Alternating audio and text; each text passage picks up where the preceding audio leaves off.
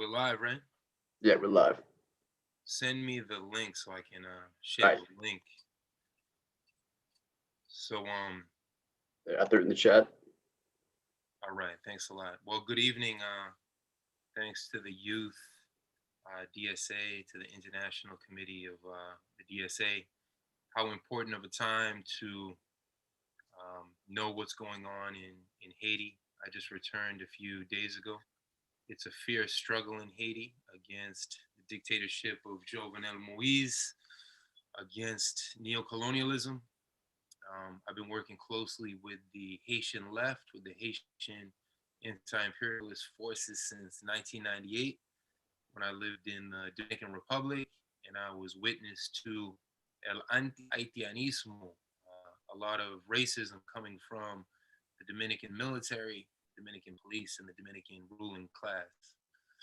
Like white America here, who are the necessary carriers or the historical carriers of racism, white supremacy, and all types of backwardness, the Dominican people, on some level, not all Dominicans, it's not a stereotype, pero el anti-haitianismo es fuertísimo a nivel nacional de la República Dominicana. So the anti-Haitian hysteria, anti-Haitian racism that exists in DR, that's what radicalized me in 1998. And I knew that in order to be in solidarity with the Haitian left, I had to learn Creole. So I've been studying Creole since 1998 alongside the Haitian left. So Dan, are you gonna ask questions, or you just want me to flow?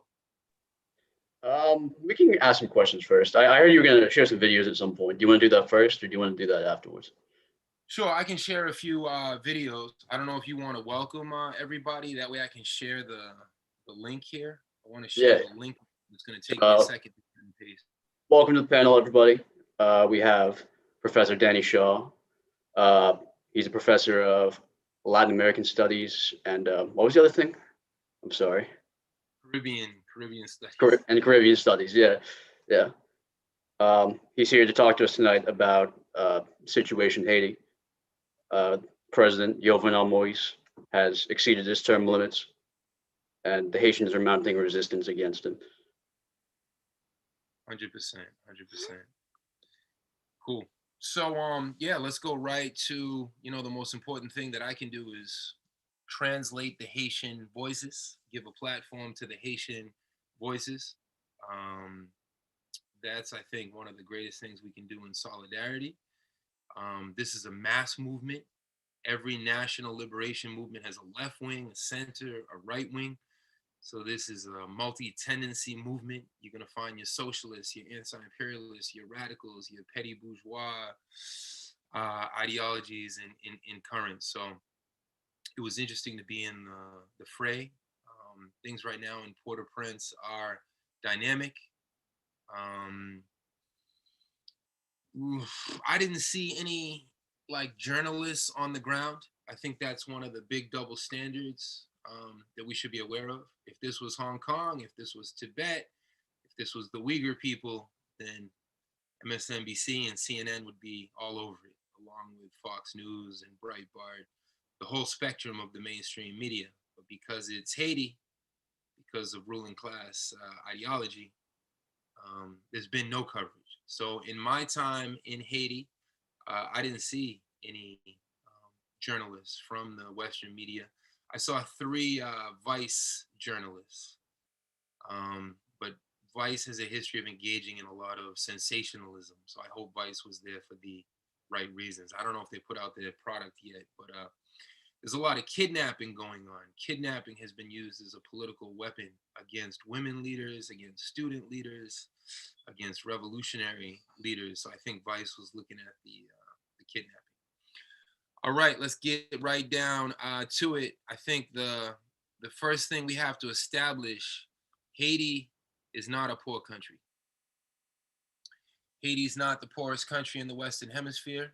Haiti is the most exploited country in the Western Hemisphere, the most abandoned, forgotten, misunderstood, oppressed country, maybe in the world, but definitely in the Western Hemisphere. So here you have the Haitian billionaires, the Haitian millionaires, These are the Alufayo, Gramangeyo Capran Riches Pepla. These are the high on the hog families. And it doesn't take microscopic vision to notice that these families do not represent the everyday Haitian people. Neither their last names nor their physical appearance, their complexion. So this is the real gang of Haiti. This is the Tisusu Blanyo. This is the puppet ruling class that works hand in hand with the United Nations, with the US, with the OAS, the Organization of American States. So let's start um, right there because I want to hammer away at so many of these misunderstandings and stereotypes of Haiti. Let's hear from three Molegaf or community leaders, or at least we'll listen to one soundbite here.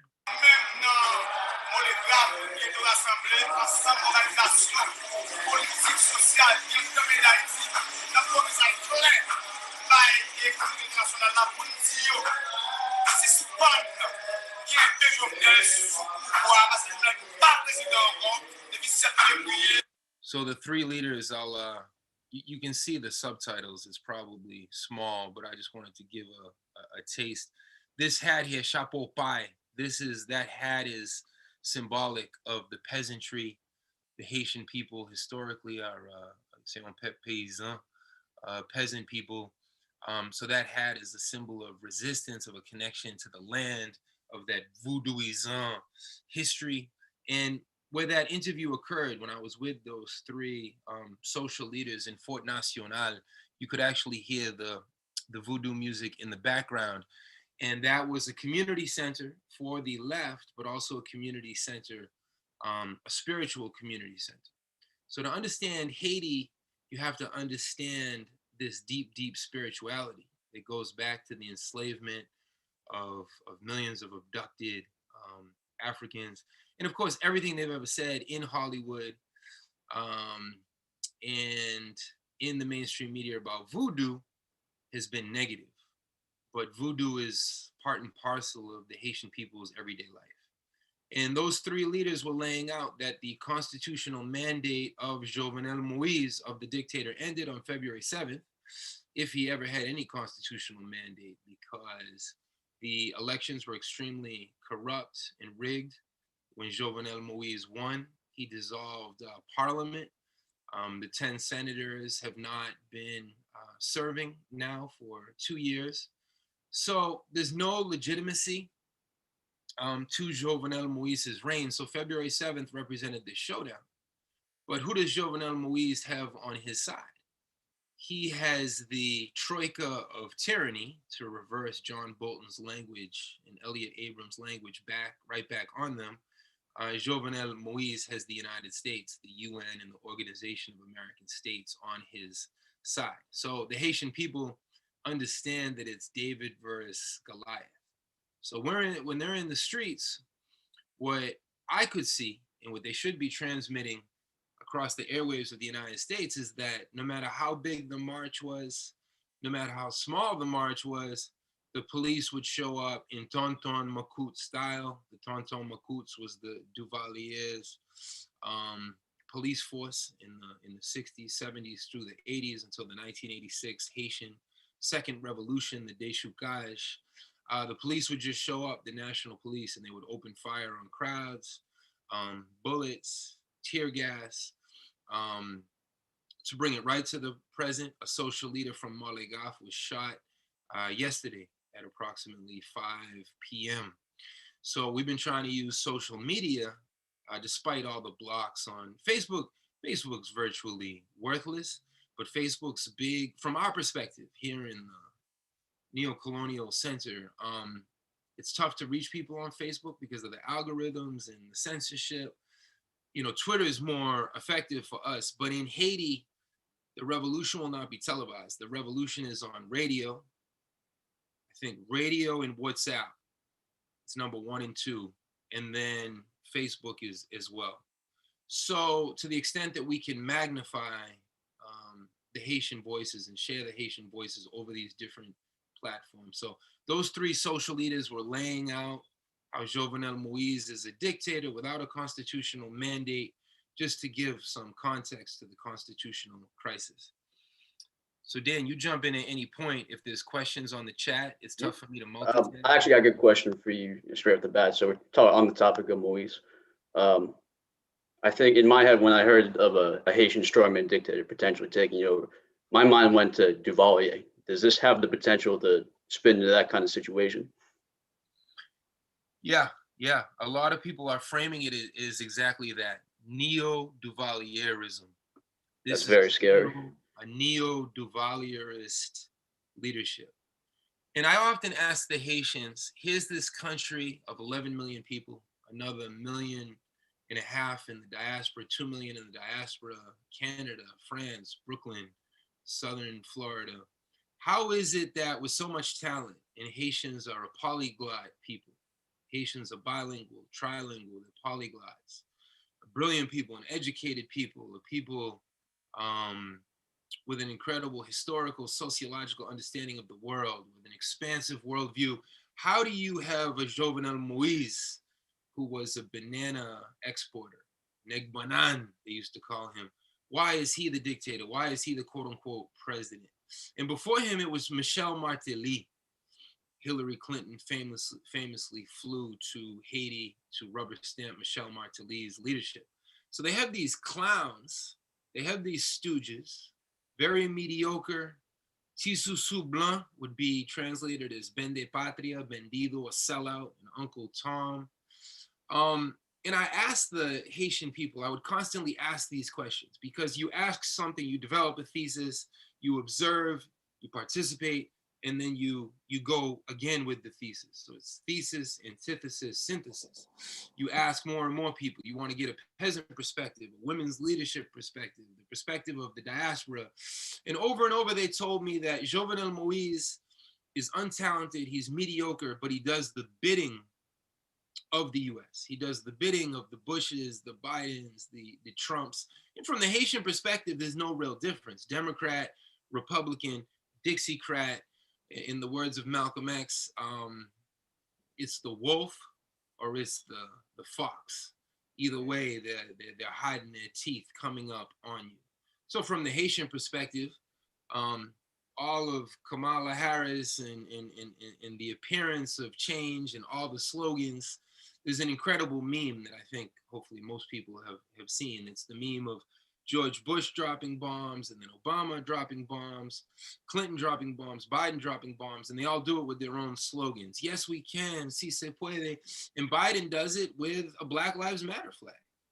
And Biden does it with a rainbow LGBTQ empowerment flag, but the bombs right. are still dropping. So that's the Haitian left's, the Haitian social movement.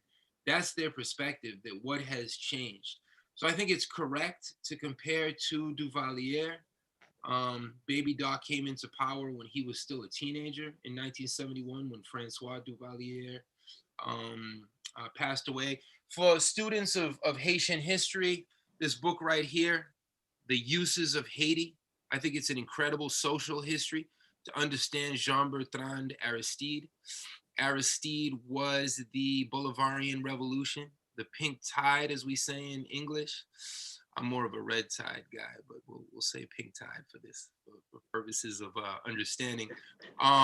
The Haitians had their pink tide in 1986, 12 years before the Bolivarians, before the Venezuelans elected Hugo Chavez. So we should study all of these things. The Haitians have always been at the forefront of revolution throughout the continent. There's a big disconnect to Haiti because it's a different language.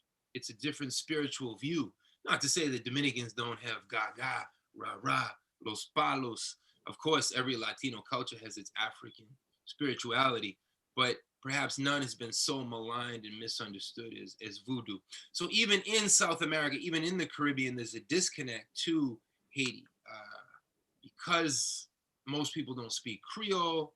And that's how I became more and more involved. In 2001, we had the International People's Assembly of the Caribbean.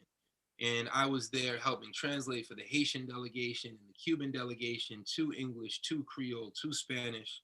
So those are some of my roots in the Haitian liberation movement, and I've worked over the years. This is one of the most important newspapers. You can find it online.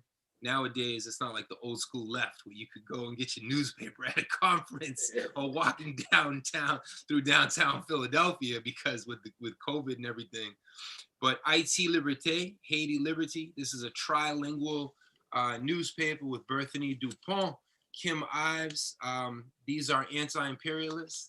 This is the cream of the crop of investigative journalism to understand Haiti. So yeah, it's an anti-neo-Duvalierist struggle today. So I'll go back to some of the voices from Haiti. I think that's the most important contribution that I can make. These were two Dominican brothers who were kidnapped in Haiti. They were released about a week ago. And it's interesting to listen to the two Dominican brothers. Let's give them a. This is in Spanish, but I'll translate it quick. Haitiano, hoy en día, lo ayudara, le diera una mano amiga, ellos no hicieran lo que están haciendo. No son malas personas. No han tratado de maravilla. Mi hermano a mí no han tratado como si fueran sus hermanos.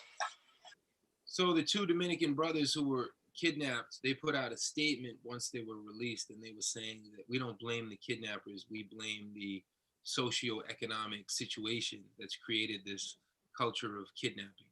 And the two Dominican brothers were working on a film with a student leader, a cultural leader named T. Neg, who was also kidnapped.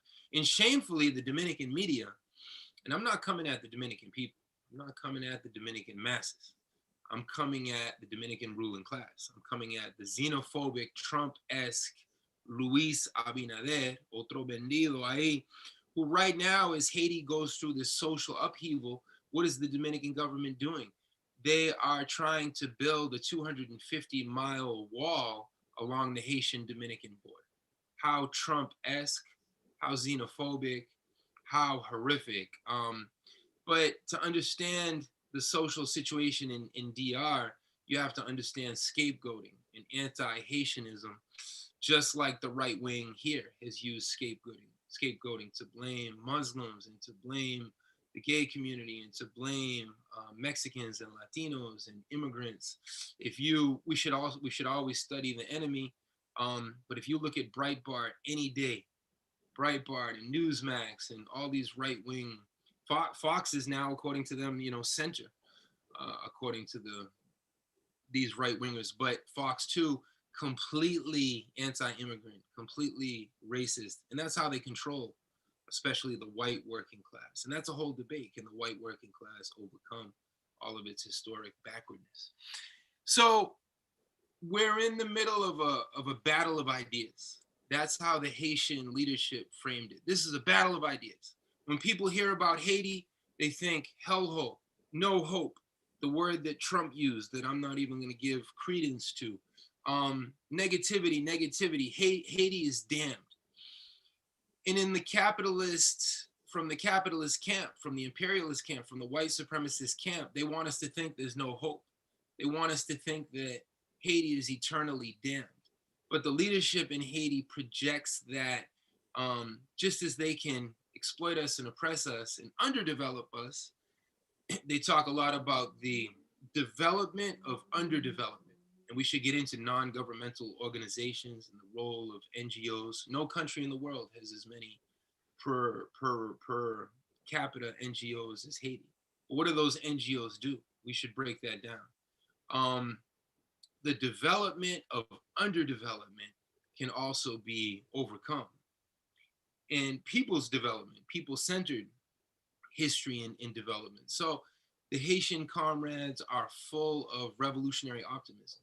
And revolutionary optimism, you can learn this in Cuba, you can learn this in Nicaragua, you can learn this in Venezuela, just as I'm a student of all those struggles. Revolutionary optimism is a responsibility.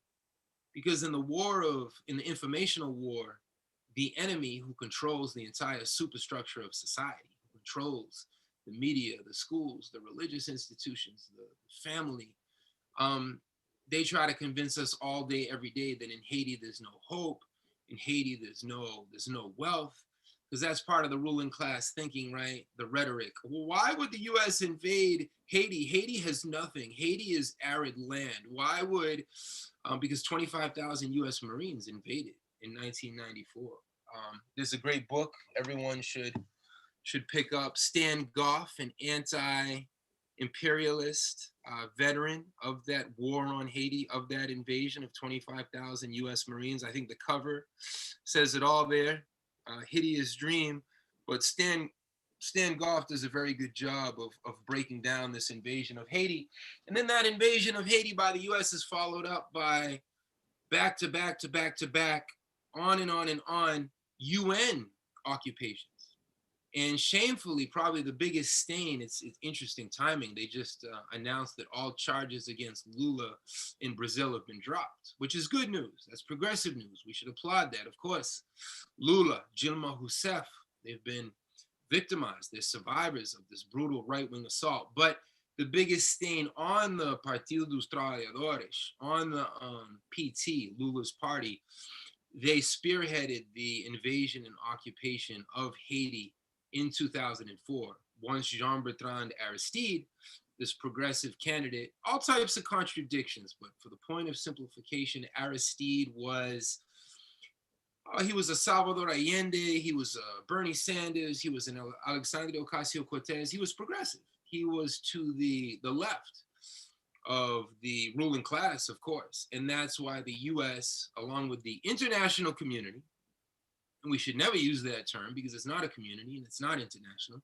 Every time the US decides something, they call that the international community. How arrogant of them. You know, what we're doing right now is the community. The people of Philadelphia, the students of Temple, the people of the Bronx, where I am, that's the community. And international, we know what international is. So when they talk about this troika of evil, the US, the UN, the OAS, and Haiti, they're talking about an international gang. They're talking about a global cabal. There's nothing international or community about it. So I actually have another question about that. So, do you think that this is part of the pattern of the United States tightening their grip over Latin America and the Caribbean? Because you got Venezuela, you've got Bolivia, both all these coup attempts going on, clearly U.S. backed. Do you think that the United States might get more directly involved in Haiti? that's a great question, Dan. What imperialism teaches us, we should study imperialism.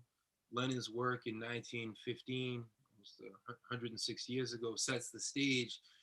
Um, Imperialism, Dan, will invade you whether you're a country as small as Grenada with 100,000 people, or as big as Venezuela with 30 million people, or as big as Russia, biggest country geographically on Earth. Imperialism is going to seek to control you by any means necessary, no matter how small, no matter how big, no matter how much natural wealth you have. Whether the class struggles playing out in Bolivia, Nicaragua, Mexico, Argentina, Haiti, we know where the U.S. stands. So I think it's a good um, gut check for us as anti-imperialists.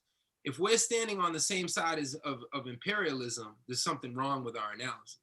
If we want to know where we stand, we should read the New York Times, we should read CNN, we should read the ruling class headlines, and then put that up to a mirror, a working class mirror, and refract that back and translate those headlines into everyday working class language so we can understand where the enemy stands. And if we're standing shoulder to shoulder with the enemy, something's off.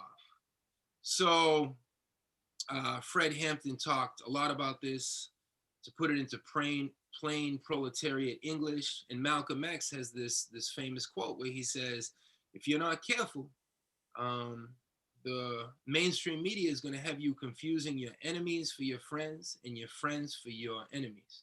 So at the very point, Dan, where the US ruling class is on overdrive to recolonize Venezuela, to recolonize Nicaragua, to recolonize China. They've never forgiven China for the 1949 revolution. To any extent that Russia has any independence in terms of foreign affairs, to any extent that Russia can challenge the United States, US imperialism in Syria, and they didn't challenge them in Libya. And look where Libya is. If it wasn't for, and I'm not saying that Russia's a progressive. Russia's a capitalist power too. It's not that Russia's progressive, but Russia's in the crosshairs of U.S. imperialism, like Haiti is, like Bolivia is, like Ecuador probably will be in another month when their puppet Lenin Moreno, who's not even worthy of that name, Lenin and Moreno. Ecuador's the pendulum swifting back to the left. So Haiti plays a very important role, a symbolic role, the legacy of the 1804 Haitian Revolution. So to answer your question, imperialism is afraid of any revolt, any neo-colony in revolt, no matter how poor, no matter how small, no matter how insignificant, is not insignificant. Any blazing star, any northern star, whether it's Haiti or Mexico or Jamaica or Antigua, strikes fear into the capitalist establishment. Hence why, again, you can read all the headlines and see where they stand on Haiti, on Cuba, on Nicaragua. That's anti-imperialism 101, which is the order of the day, you know? And the PHTK, that's the ruling party in Haiti, the party of dictatorship. They would try to interview me, or I'd be on a radio station or whatever program expressing solidarity, the importance of internationalism. In the main street through the center of Port-au-Prince, what's it called? Who's it named after? John Brown. John Brown. John Brown, arguably the sanest, person we have in American history. The sanest white man who ever lived. Put that into a poem. But when your main street is named after John Brown, you're a revolutionary people. And the Haitians are the original internationalists. Way before Ernesto Che Guevara, way before Hugo Chavez, the Haitians gave help to Simon Bolivar. The flag of La Patria Grande, of El Gran Colombia, what would become Ecuador, Venezuela, Colombia, and Panama was stripped away from the Gran Patria, and because Panama was a province in Colombia. That's another country that was made in the USA, made on Wall Street. That flag was sewn in Jacmel in Haiti. So we all have an incredible debt to the Haitian Revolution. Denmark Vesey and Nat Turner and other insurrections of people aspiring to be free across the US were inspired by the Haitians. So there's so much international history.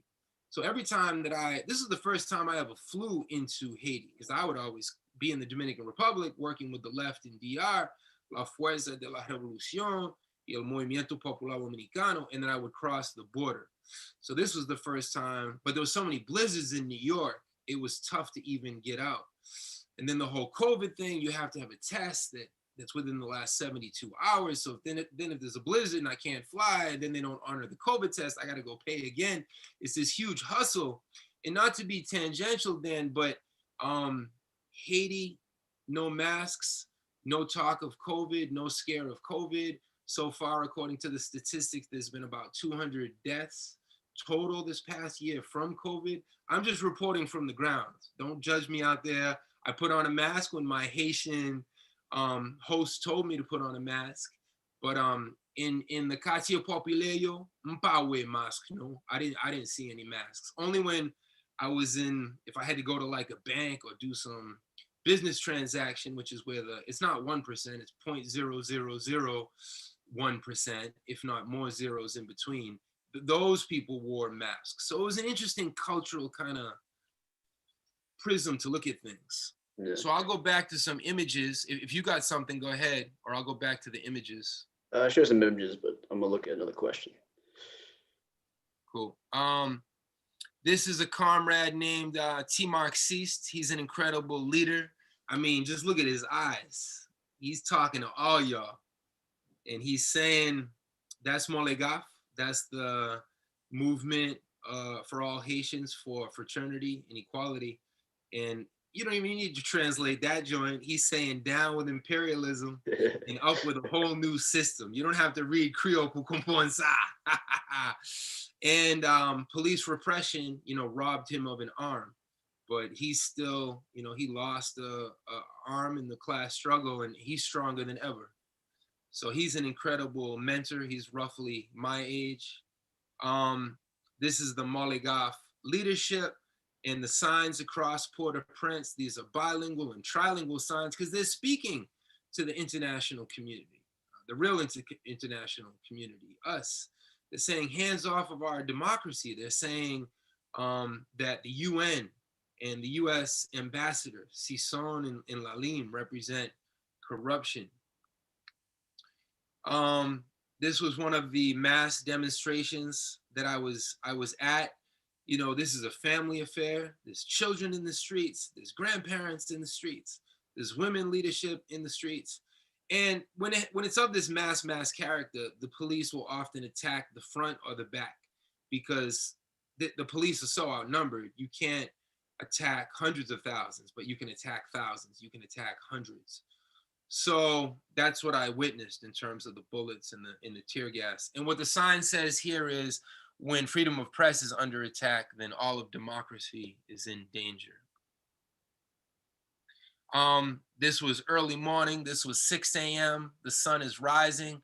You can see Cité Soleil, Solino, Fort National in the background. You can see what we would call the hood, Quartier Populaire, and those are the Haitian leaders putting together the signs, getting the marches ready. So for me, what an honor to be a part of everything from sunup to sundown.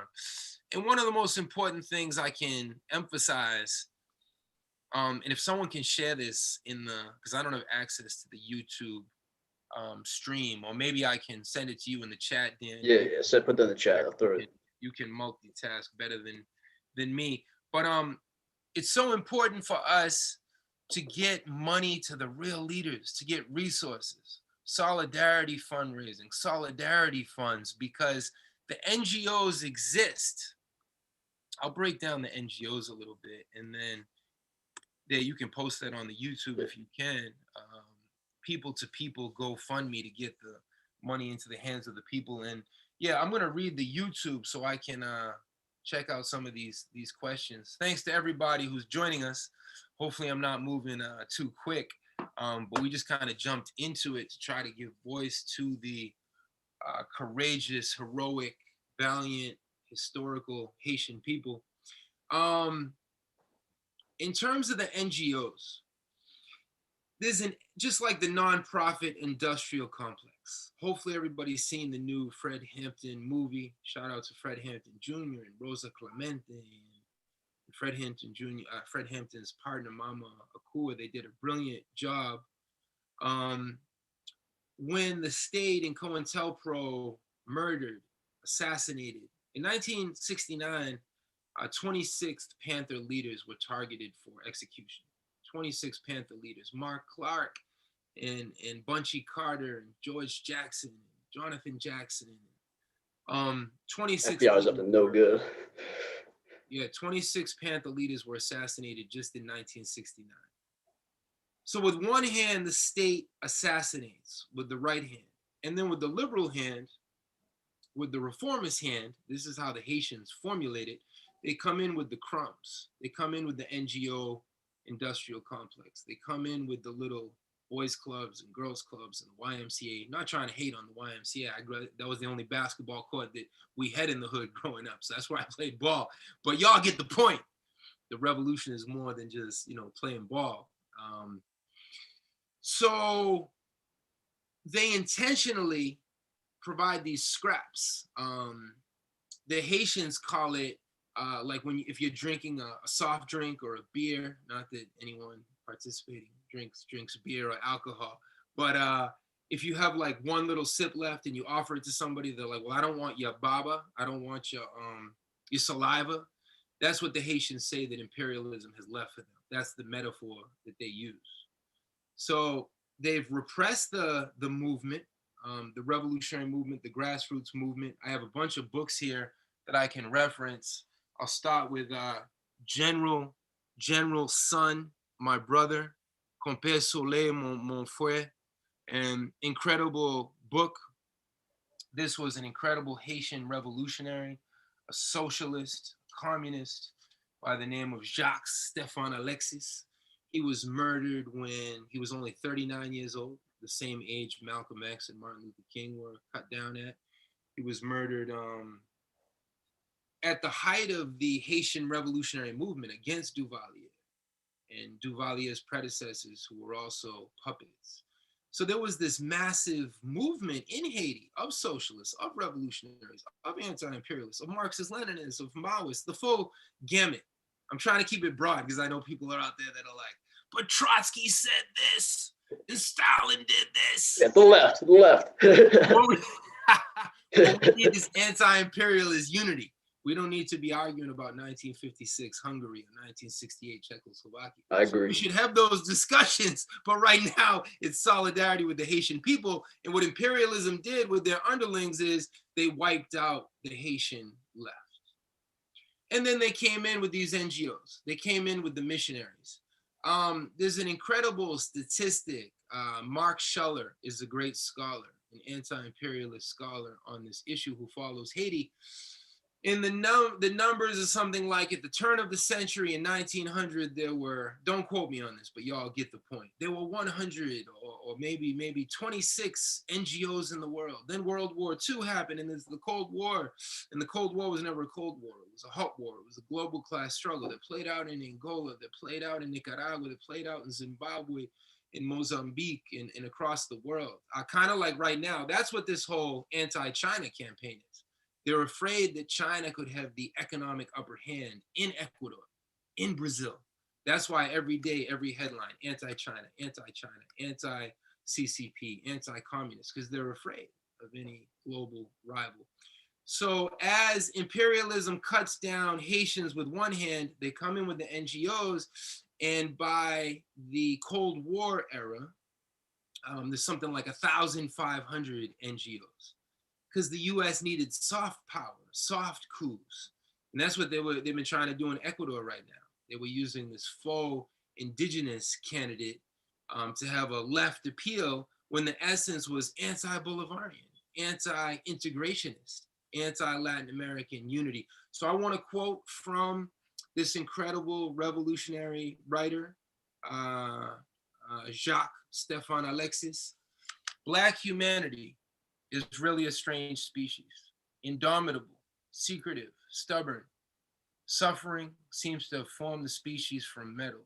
Beneath their apparent nonchalance, there is something in them that will not weaken and that revives once more when everything seems dead inside. The black man, the black woman is powerful. Suffering makes them calm and powerful. When life gives them blows or malediction, he begins to struggle, creating a reverse shock that stops the evil spell and repairs what seemed broken. From that stems the moving beauty of existence. And I think that's a beautiful passage to understand the Haitian people. My teacher, my professor, one of my greatest teachers in life, the Haitian people, the Haitian masses, the Haitian social movements, no matter how much repression, no matter how many leaders have been cut down, no matter how much exile, no matter how many invasions, no matter how many occupations, they push forward. And they inspire us. And that's why I knew I had to find a way in there, because the mainstream corporate news was not going to cover this. So right now, I work closely with Telesur and VTV, that's Venezuelan national TV.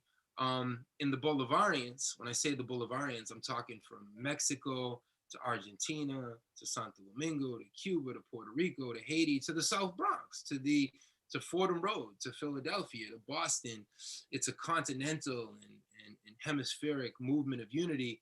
But what the Bolivarians have done is, to the best of our ability, we've coordinated, because not that many journalists or revolutionaries, because I'm not a professional journalist, but I had to wear a journalism hat to get this information out, right?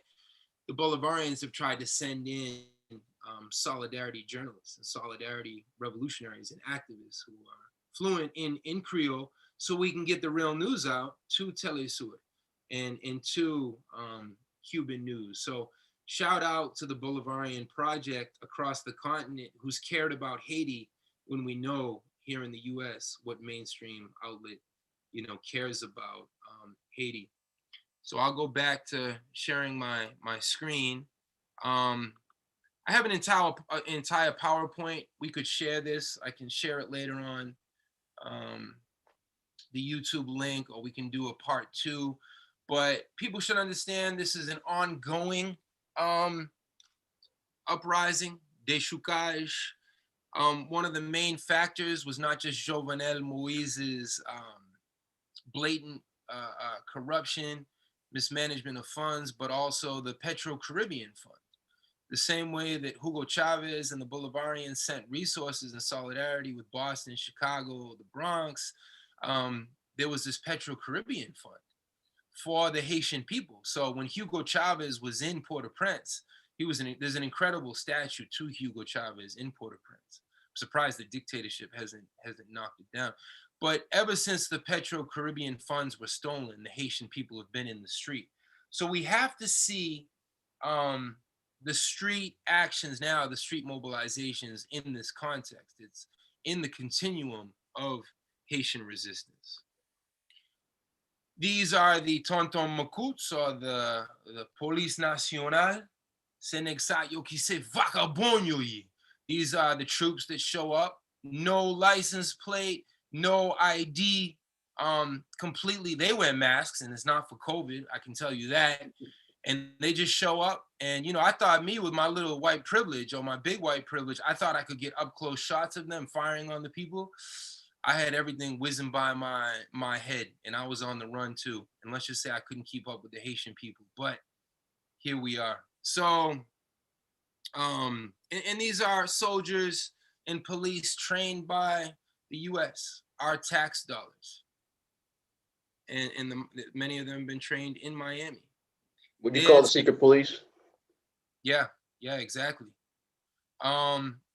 These are the darlings of the Marco Rubios and the Pompeos and the most reactionary in the U.S. retrograde elements. That's the U.S. Embassy. There's constant military barracks in front of the U.S. Embassy because of how unpopular the U.S.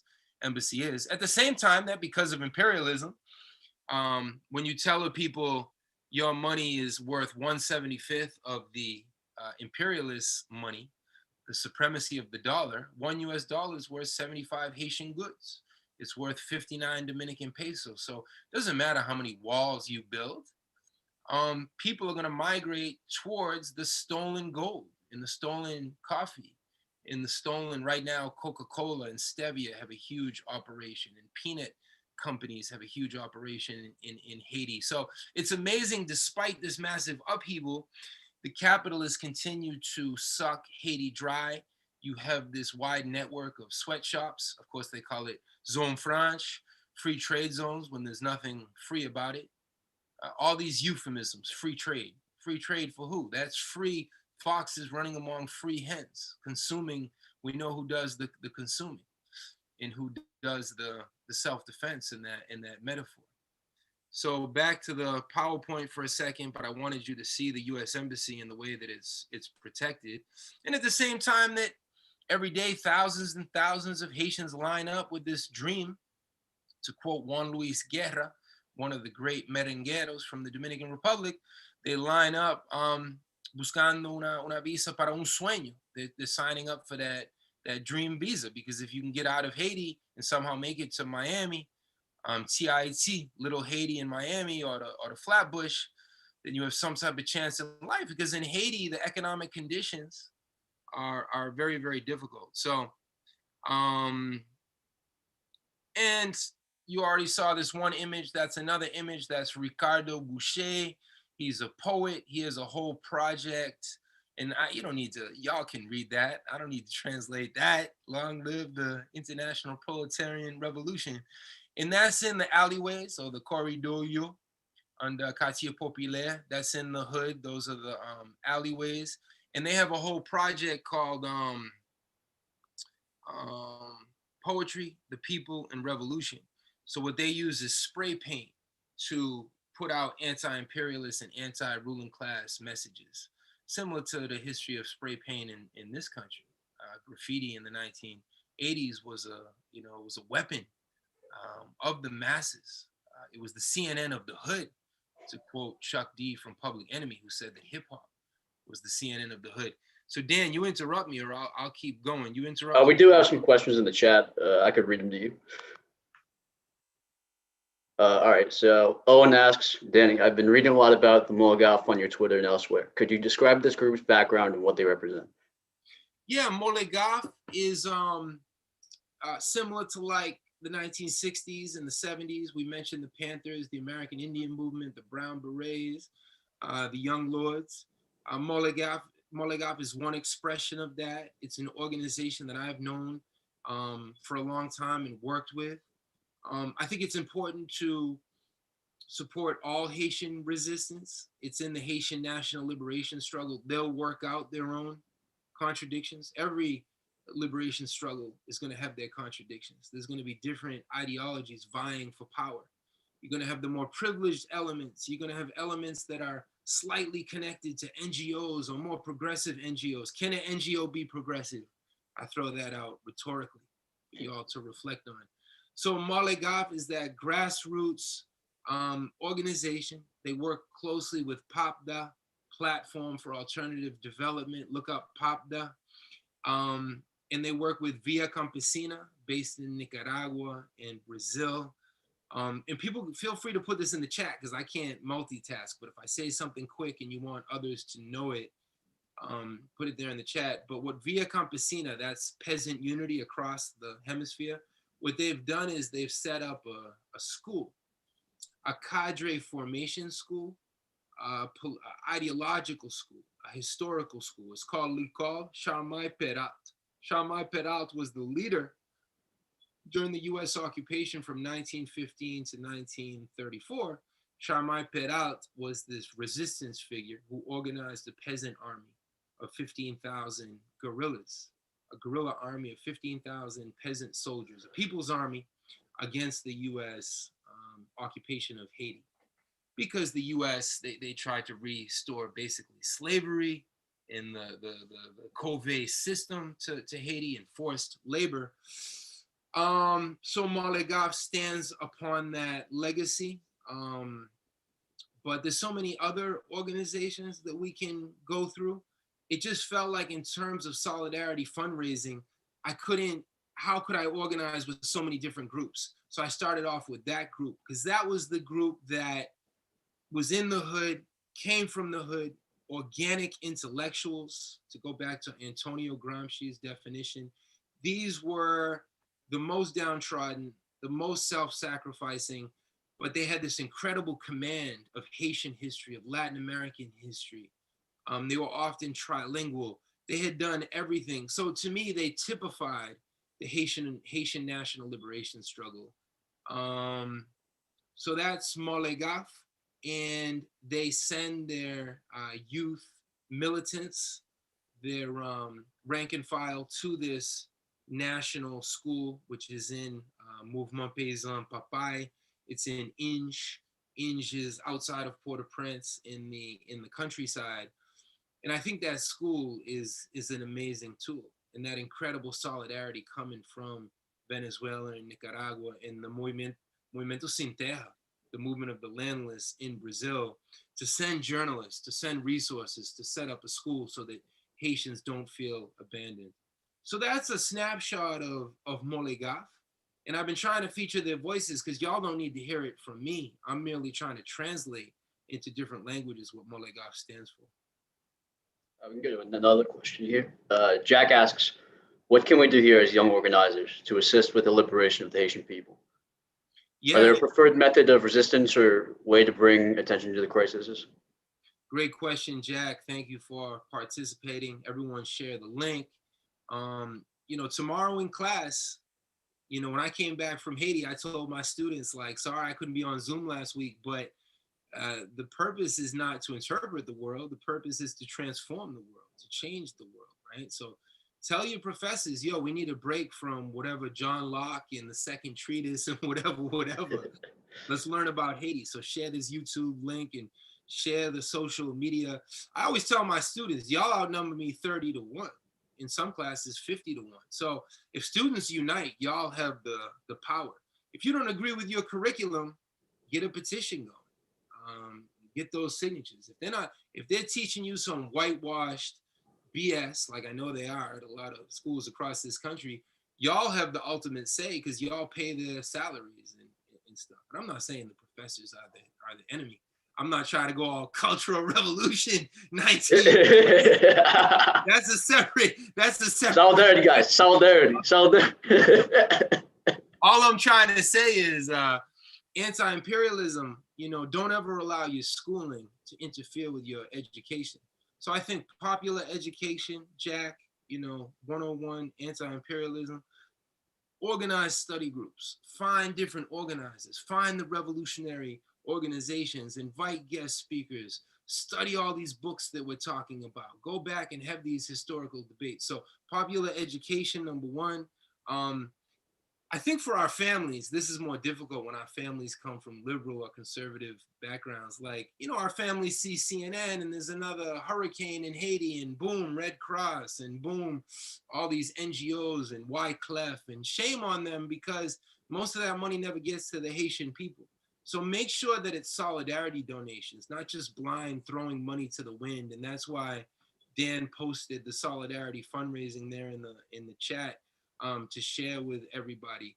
And then to be in the streets, Jack, we're going to have a weekend of actions coming up in 3 weekends. Jack, check out Black Alliance for Peace. Check out Code Pink. Check out Alliance for Global Justice. Check out Chicago Oliver. Check out the Council on Hemispheric Affairs. I know I'm going quick, but you can hit rewind after. Check out all these anti-imperialist organizations, anti-conquista. Join an organization. I think you already are in an organization, but you can join multiple organizations. Look for unity. So it's praxis, not to use a abused term in academia, but how do we fuse revolutionary theory, the science of dialectical materialism? How do we fuse it with everyday actions, practice, solidarity? And that's what it was for me. It was like returning to my second homeland, to be in Haiti. I was in DR in December, but I wasn't able to cross the border. And just to make ourselves students of these incredible revolutionaries who came before us, Jack, we stand on the shoulders of giants. I'll share my screen to keep educating, and then Dan, you let me know. So again, here's the fundraiser. So hopefully everyone can see that. There's a description of Molegaf there. And for the next fundraiser, we can do the fundraiser for the L'école Chamai Peral, because it's not about one organization. As an anti-imperialist, my job is to fight imperialism, not decide who leads the Haitian national liberation struggle. So let's take you right to the streets of Haiti so you can see what it looks like, the flavor, the taste of everyday demonstrations that popped off today and yesterday. The police opened fire and shot a leader yesterday.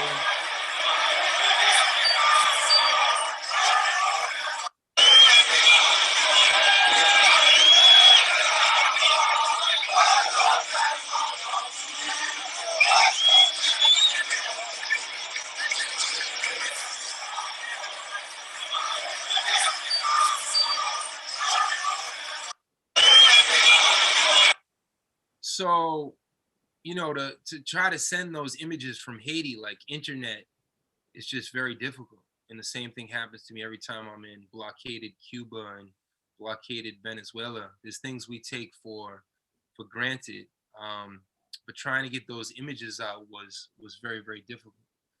I think there's different creative ways to be in solidarity with the Haitian people. This beautiful image, expressing solidarity from around the world to the Haitian people. In terms of Twitter, Madame Boukman was one of the original Haitian revolutionaries who rebelled in the 1790s, leading a voodoo ceremony that turned into an upheaval. Check out Madame Boukman on Twitter. This was a piece I did in the rich area of Haiti, because again, that's the biggest myth. The biggest myth is that Haiti is poor. But right where I am, there's mansions and castles, and I show it in that video. All right, let's play this interview quick. This is with Petro Challenger. Petro Challenger is kind of the umbrella of these different groups. Check them out as well. one thing we're trying to do to be in solidarity too is just help the Haitian comrades. If you don't have access to internet, how are you going to set up a Facebook page? If you don't have a computer, how are you going to do it from a phone is very difficult, right? So just these very practical things that we can do. We should talk about a solidarity delegation, but things would have to be somewhat safer. Things are rough right now. To start bringing in your paquet blanc, your bum blanc, we would be a target. So that's a whole nother conversation. But this is translated. I believe I translated this one word for word. Oh, we need translators. Anyone who can help with translation. If you're fluent in Haitian Creole, hit me up. Se yo men ki pase pou ki an vil ONG, men yo pa fenye pep la vweman. Yo ka kembe koneksyon sa. Mba se ONG a li fe sa li développement du sous-développement. Ça qui se fait présence ONG a c'est sous-développement. Autant de fois pays a dans situation de grâce, autant de fois pays a dans situation de misère que il y a, les ONG a toujours des possibilités pour justifier tête. Qui donc, par exemple, quel pays à travers le monde, l'ONG fait développement. Donc, développement, nous besoin, c'est nous-mêmes haïtiens qui nous faisons encore. Donc, ONG, c'est une ONG qui baille à main droite et puis qui prend à main gauche. Donc, finalement, ONG n'a pas qu'à faire développement. Donc, nous n'avons pas besoin d'ONG pour faire développement. Donc, Anil Lugis, très bien. Donc, il travaille sur ONG, nous gardons comme ONG. Donc, si par exemple, nous recevons un don de la part l'autre pays qui passe dans l'ONG, je garantis, s'il recevoir $10 pour le faire don, donc la prêter un grain de dollar parce que l'ONG a tellement de pouvoir pour la passer, même l'ONG a encore la manger.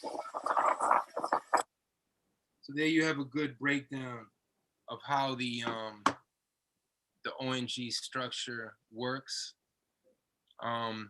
I couldn't read all the comments in the YouTube. Was there something else I should respond to, or I'll keep? Yeah, actually that video kind of segues us into this question. What is the political character of the Moise resistance? Ari asked that one. Yeah, I mean, the resistance is Jovenel Moise. Remember that every national liberation struggle has a right wing, a center, a left wing. It has every ideology. It has even bourgeois components. And I think going back to this question is important because what did the true ruling class do in the elections on November 5th in the US? The true ruling class, or at least the military high command, the imperialist ruling class. Trump was not good for the ruling class. Trump made the US look ridiculous at the international level. Angela Merkel and the French prime minister would critique and laugh at Trump, right? So Biden kind of shored up the respectability of imperialism. So in many ways, Trump was never an outsider to the capitalist system, but he was a political outsider, right? But he was certainly an economic. He's the very essence of capitalism, hoodwinking people and being a real estate magnate and all of that. But I think what imperialism is going to try to do in Haiti, if I had an anti-imperialist crystal ball, I think what Biden and Harris administration and Madame Liline Sisson, the United Nations and the U.S. Embassy, if Jovenel Moise gets knocked out in this 12-round heavyweight fight, they're going to pivot. And if Moise is so unpopular they can't work through Moise, they're just going to give the Haitian people, quote unquote, some liberal candidate or some polished businessman or intellectual, somebody who will do their bidding, but be more polished. Because Jovenel Moise is not polished. He's not talented. He's not an intellectual. So I think that's what imperialism might try to do. Moise is saying that come September, he's going to have elections. Moise is saying that, he might take another year. So it's a really dynamic situation. But as the class struggle intensifies in Haiti, the U.S. ambassador, just like they put Trujillo into power, they assassinated Trujillo in 1961, just to give us a little Dominican history 101. So once Trump was no longer good for them, they got rid of Trump. They censored Trump. They remember New York City said, we're not going to do business with Trump anymore. Why were you doing business with Trump the past decade? 20, 30, 40, 50 years, and Trump's father, who was a racist, etc. So I think that's what imperialism might try to do, give this kind of fake salvation to throw the wool over the people's eyes in Haiti. But the people, they're awake. They understand that's the number one demand, I think, of the anti-imperialist movement here. It has to be a Haitian transition. The Haitian people have to have the final say. It can't be an OAS, United Nations, US led transition. That's the number one demand in Haiti. So of course the PHTK, the ruling party, they would try to come at me and throw a microphone in my face. Well, you're white, you're American. Why are you here? Aren't you interfering in Haitian destiny? They would try to flip the anti-imperialist discourse back on me, right? And the correct response is, I'm not trying to interfere in Haitian destiny and in the transition. We're trying to point out that the United States, the U.S. government, not the U.S. people, the U.S. people is not the enemy. The Dominican people is not the enemy. The enemy is the U.S. corporate media, the U.S. transnationals that have been sucking Haiti dry, sacándole el jugo por tantos años. So we always have to differentiate between people of this country and the ruling structures. Let's do one more question. It's 8 o'clock. Cool. Let me share this and then we'll take the question. This is the Haitian leaders giving a shout out to Black Lives Matter. So let me let them speak. Friends to Black Lives Matter in the U.S. Vive résistance martiaux. Abaoya. Abakokou. Abaimpérialiste. Lutte qui est dans le pays, c'est lutte pour capoter dictateur. Jovenel Moïse, impérialiste américain, a supporté son pouvoir et nous-mêmes notre bataille en Haïti contre dictature. So they're talking about their struggles, making connections to Black Lives Matter and the struggle here. This one's interesting. One thing they wanted me to do, the Haitian leadership, they wanted us, even though it was actually a great deal of risk, they wanted people to see the natural beauty of Haiti. Because when people talk about Haiti, they only show rubble and disasters. And the Haitians said, our homeland is beautiful. We don't need to migrate. You force us to migrate through imperialism. So we did some clips to show Haiti's natural beauty. So this is in Creole with Spanish, but I think you'll understand what they're saying.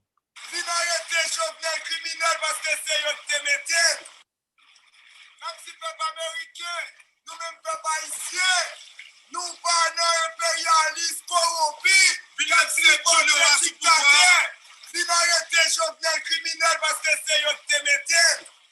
Hasta la victoria siempre, la lucha sigue, sigue. Viva Che Guevara, viva Chávez, viva Maduro, viva David Oxygen. All right, that needs no translation, but if people want to go back, it's all on my my Twitter. I'll put my Twitter there. These different organizations are in touch with me, and yeah, I mean that's the dream, to send a solidarity delegation so that we can all be students of these struggles. I just don't know, I who could be responsible if something happened. That'd be quite the international incident that we'd have on our hands. So that's a tough one. Let's get to this last question. Diane says, thank you for coming to talk to Tell Me Why DSA. What is the future of the relationship between Haiti and the Dominican Republic, in your opinion? That's a very good question. I think that deserves really a lengthy response. And I mean, it goes without saying, all of y'all are invited to any of my classes in the Zoom era.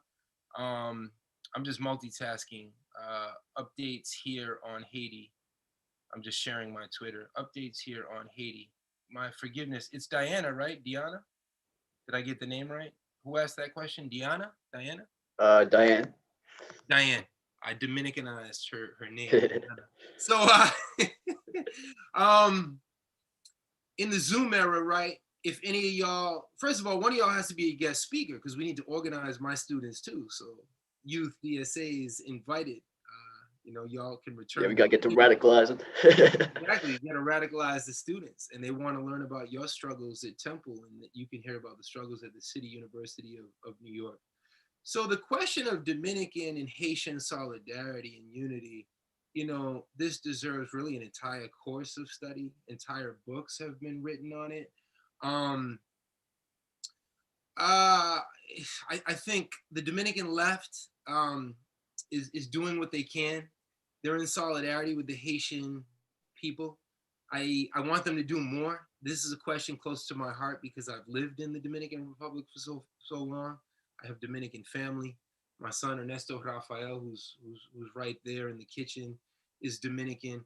So it's a question very close to my heart. Until there's justice in Haiti, until there's a true social revolution, the unfinished legacy of 1804, Haitians are going to migrate and they're not voluntary immigrants, they're involuntary immigrants, and they're going to go to the US. They're going to risk their lives in boats. They're going to risk their lives to try to cross every fence and every border wall, not because they want to be in exile. No people chooses to be a diaspora, but it's the reality of neo-colonialism. So I think Diane and everybody, we have to keep doing as much popular education in the Dominican community. That metaphor, that analogy of poor whites, of working class whites, of all whites, but I don't care about rich whites. We're not going to organize rich whites. They don't. Rich whites are invested in this system. No one's benefited more than rich white people. Why would they want to change a system that benefits them 100%? Yeah, those rich people are class conscious. Truly class conscious. Thank you. The ruling class never gets it wrong. The ruling class knows exactly where they stand vis-a-vis Venezuela, and that is all out class war, unfettered war against Venezuela. The ruling class knows where they stand vis-a-vis China, Vietnam, Haiti. So I think, Diane, one day at a time, deep breaths, easy does it. Malcolm X has that quote where he says, don't get upset or impatient um, with liberals or with people who don't know what you know. 10 years ago, you didn't know what you know now. So the watchwords of the day are persistence, um, integrity, organizing, unity, action, keep joining and uniting and educating with anti-imperialist organizations. Um, so yeah, I don't know, Dan, if there's any last questions or comments. We have a couple other questions. You want to answer them? I mean, it's 8 o'clock. What to you and I can respond to them. All right, let's see here. Um, Owen asks, where do you situate Aristide and Lavalas in the ongoing protest? Is this a Lavalas movement, or do you see something new emerging out of it? Oh, great question. That's someone who studied some Haitian history. Aristide is actually a little bit elderly and sick, so Aristide is not as much on the front lines. I mean, Aristide is an incredible historical reference point. We can't look at Haitian history in our lifetimes and in the lifetimes of our parents without understanding Aristide and his role, as I spoke about earlier. Yeah, Lavalas is still part of the mass movement, in the center of the mass movement. Lavalas is kind of like it's like the PT in Brazil. And part of the PT advocated for the occupation of Haiti, for thousands of Brazilian troops to lead this MINUSTA operation. So the PT is a right wing and a left wing. Lavalas, there's different tendencies within Lavalas. So Lavalas plays an important role. The way that a lot of the Haitian revolutionaries framed it was that there were two Aristides. There was the Aristide, the liberation theologian, the firebrand, the revolutionary, the anti-imperialist, the TTT who came from the bottom. But then once he was kidnapped and abducted and almost assassinated, they said he was a mystique. They thought he had 12 lives because they could never, Tonton Makuts could never kill him. And the U.S. could never kill him. But what the U.S. did was they kidnapped him. And then the New York Times and the Daily News and the full gamut of mainstream media ran this dirty war against Aristide and Lavalas. And they said that Aristide was mentally ill, was manic depressive, and was on lithium. So again, it's a battle of ideas. as Fidel Castro pointed out. It's a battle of ideas, and how do we win this battle of ideas? So there was Aristide, kind of the second Aristide, and the second Aristide was bruised, beaten down, battered. He was more reformist. He was more liberal. Aristide's extremely intelligent. He speaks, I don't know how many languages he speaks. You should go back and study Aristide's address in 1991 to the United Nations, where he calls out the capitalist, imperialist countries. We should study Aristide. But by 2004, Aristide was diluted, watered down, more liberal Aristide, reformist, trying to quote unquote get along with imperialism. How do you get along with imperialism? Can you get along with a vulture? Can you get along with a shark? Can you reason with a wolf? You can't sit down at a table with a wolf. The vulture is gonna a vulture is gonna consume you. So the way the Haitian revolutionaries frame it is Biden, Trump, des ailes, yon seul mal fini. Biden, Democrats, Dixiecrats, Trump, Republicans, the two wings of the same vulture, the same Babylon system. All right, got another question here. Alejandro asks, what are the proposed organization approach to bring the awareness of the issues and assist to achieve social, political, and economic changes? Here in the US or in Haiti? I think in Haiti, probably, if I can glean from the question. Yeah, the Haitian revolutionaries are very creative. They're cultural workers, they're popular educators, they're poets, they use dance, they use music, because the imperialists operate in the spiritual realm, in the religious realm, in the cultural realm, in the music realm. Look at hip hop in the 1990s. Look at hip hop today. The hip hop that I grew up with versus the hip hop they have today. So they've abducted hip hop. So it's a cultural war. It's an ideological war. It's a war for the superstructure of society. So the left in Haiti, the forces that we're standing with to the best of our ability, they're doing everything they can in terms of educating young people, the youth, Timunyo, Elevio, the students. Um, there's a fight against patriarchy. You know, shout out on International Women's Day to all the women comrades and leaders and warrioresses. There's a big struggle against patriarchy in Haitian society and also within the left. Every revolution comes with its contradictions. If you're not ready to embrace contradictions, you're in the wrong business because every revolution lurches forward along the path. It's a zigzag. There's no straight line to liberation. Ask the Soviets, ask the Chinese, ask the Vietnamese, ask the Cubans, ask anyone who've ever tried to make a social transformation. Um, so there's all these different projects of community empowerment. The graffiti was extremely impressive to me. The sign making, the targeting of an international audience, social media. Social media is so important. You know, if it wasn't for social media, how could we have tried to wage this battle of ideas? It was with Twitter trying to get the word out, and with Instagram and YouTube. Um, so the Haitians need whatever volunteers. There's different ways to be in solidarity from here, building up their social media apparatus. Simple things like we could do like a revolutionary anti-imperialist pen pal thing. You learn some Creole, they learn some English, and then you help collaborate. I mean, anything. You know, the sky's the limit. Our revolutionary potential and creativity has no bounds. All right, we got one more question. Wayne asks, while in many cases NGOs have affiliations to further imperialism, wouldn't you agree that there are NGOs involved in humanitarian efforts? And isn't it very important to create that distinction? The question is a distinction between progressive NGOs and then the mainstream NGOs, if I understood correctly. Well, he's saying it's like in many cases they further Validity. imperialism, but then do you Yeah. have to differentiate between ones that are imperialist and ones that are humanitarian? Oof. Well, you should read some of the authors I mentioned because humanitarian imperialism is the imperialism of 2021. Biden and Trump are not going to go on TV and say we are bombing Syria because we want to recolonize Syria. They're going to give you a humanitarian fig leaf. They're going to say that it's the Iranians' fault. They're going to try to blame, they're not going to come out and say we're displacing and repressing the Palestinian people. They're going to say we support Israel, our democratic partner. So you have to read through the humanitarian rhetoric. I think that's an important question. What was the name of the person who asked that? That was Wayne. Yeah, thanks, Wayne, for the important question.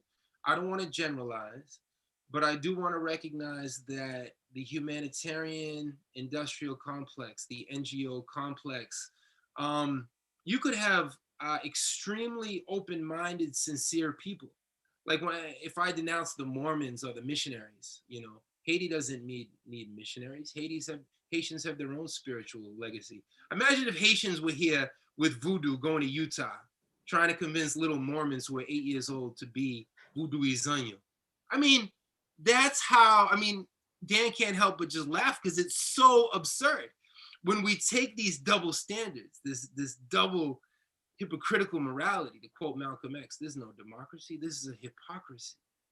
The United States is not a democracy, it's a hypocrisy. So when we actually make things plain, it's just so absurd. So Wayne, I'm not coming at the well-intentioned, open-minded NGO workers who may be getting, first of all, Haiti doesn't need NGO workers. Who's best built to rebuild after an earthquake or after a hurricane? The Haitians. They don't need a bunch of white people who don't even speak Creole coming to tell them to do this and do that. So it's the legacy of imperialism. So I'm not coming at the individual NGO workers. I'm not trying to have this sharp line that they're bad people. But why was the Cuerpos de Paseo, the Cuerpos de Paz, in America, in Nicaragua, they called it not the Peace Corps, but the Tourist Corps. Why was that created? That was a Cold War creation. That was part of the battle of ideas against the Soviet Union for hegemony in Bolivia, in Central America. So I'm not saying that the volunteers or the NGO workers, who often are not volunteers, they're making a salary that's 20 times what the Haitians are making. I'm not trying to discourage anybody. If you want to do solidarity in, I don't know where, because in Africa there's no poor countries, there's only exploited countries. And if you're going there in the spirit of charity, I'll be as radical as to say, don't go. If you don't know what solidarity is, if you're not well grounded in the history of Haiti and in the history of Senegal, Senegal has an uprising right now. I've worked closely in Cape Verde. Tomorrow night, we have a tribute to Elder Fernandez, the young 23-year-old Cape Verdean soldier who was murdered outside of Fort Hood. It's his birthday. He would have been 24 years old tomorrow night. But I think when we go to these countries, we don't need to go as humanitarian workers. We need to go in solidarity. We need to hear from the people what they need, not from this humanitarian industrial complex. So hopefully, Wayne, it's an ongoing conversation. I'm not trying to be a know-it-all on any of these subjects, but I am trying to give a different view. And the Haitians don't need charity. In fact, the Haitians categorically reject charity. They're insulted by that. The descendants of Dessalines, of Charmel Peral, the people of Jean-Bertrand Aristide, they don't need our charity. They need our understanding. The greatest, you want to do something humanitarian, Wayne? Overthrow this wicked Babylon system right here. Then we can call ourselves humanitarians. Right. That's all the questions. So I guess that's the end of the panel. But love to have you back anytime.